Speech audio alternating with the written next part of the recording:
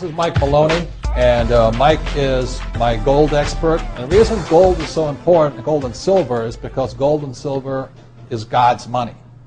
It's money made by God. And then in 1971, the U.S. government, under President Nixon, took God's money and turned it into man-made money. Never in the history of the world, this is the thing, never in the history of the world has this ever happened. In 1971, the U.S. and Nixon convinced the entire world to replace gold and silver with paper money. This stuff. Cash is trash.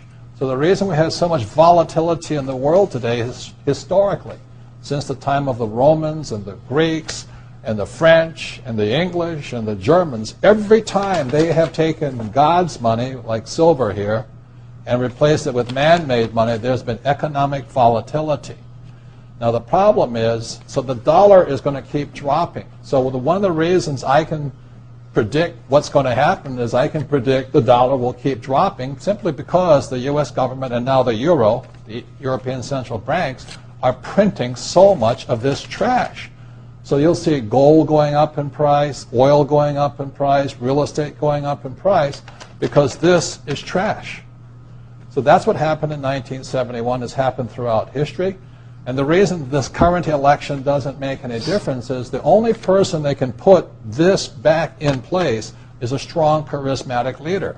People like Julius Caesar, Napoleon. That's why they were such great leaders, was they actually replaced this with this. Unfortunately, we do not have that person among the candidates. I know Ron Paul, philosophically, I agree with him as closely as possible, but unfortunately I don't think Ron Paul has the chutzpah, as my Jewish friends would say, to change this whole thing. So there will be more this printed than ever before, which means the dollar keeps coming down and other things keep going up. And that's really what's going to happen. It's predictable. And eventually this will go to its true worth, zero.